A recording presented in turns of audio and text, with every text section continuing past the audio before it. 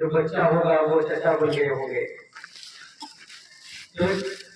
طویل عرصہ انہوں نے گزاری اور قوم کے نام اپنی پوری زندگی دے دی.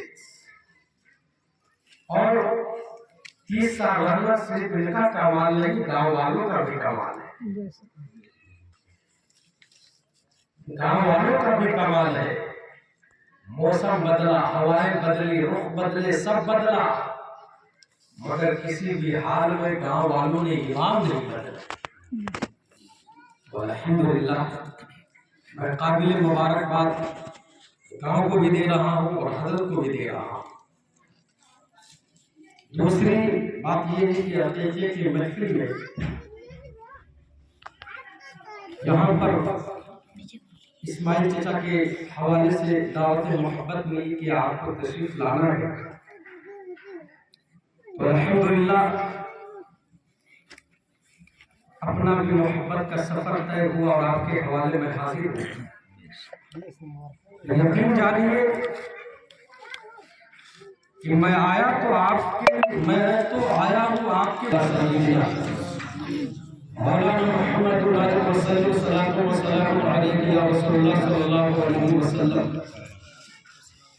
نعت پاک کے دو شعر آپ مجھ سے ملاحظہ فرما لیں اور اس کے بعد میں تقریر کو تھوڑے آگے بڑھاؤں.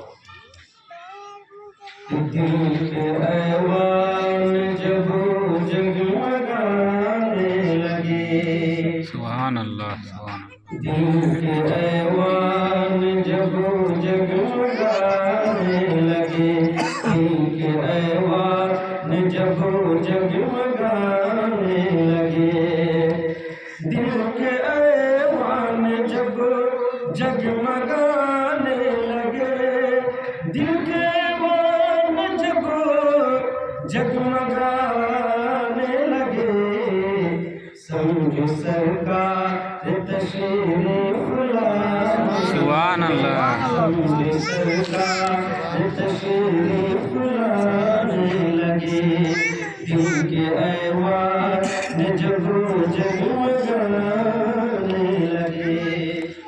اور بہت دیر کے ساتھ نعت کے ایک شعر ملاحظہ فرما لیں کہ اس طرح روح دل کو منانے لگے، اس طرح روح دل کو منانے لگے، اس طرح روح دل کو منانے لگے، کس طرح روح دل کو منانے لگے، ذکر سرکار سے کو سنانے لگے، ذکر سرکار سے کو سنانے لگے.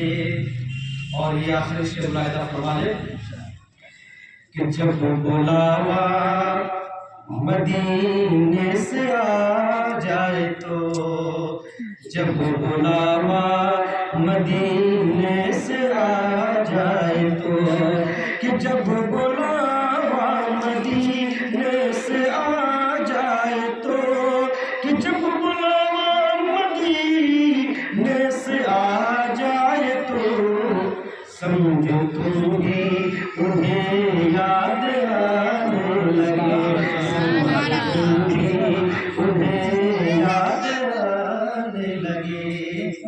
رات نعت کے چند اشعار آپ سن کر محسوس ہو رہے تھے اور اپنے سینے کو عشق رسول کا مدینہ بنا رہے تھے. خطبہ مسنونہ کے بعد تمہیں پگھل جائے گا. ملنے کی وجہ یہ ہوگی کہ اللہ نے جس کام کے لیے ہمیں اور آپ کو بنایا وہ کام چھوڑ کر ہم سارا کام کر رہے ہیں.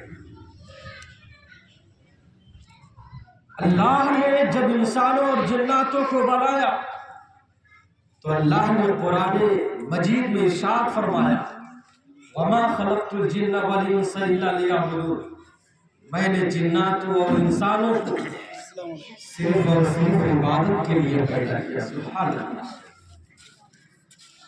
اسی زمین کے اوپر، اسی آسمان کے نیچے اللہ رب العزت نے 18,000 مخلوقیں بنائی. 18,000 18,000 मखलूक़ें बनाई और सबको इंसान के हवाले कर दिया।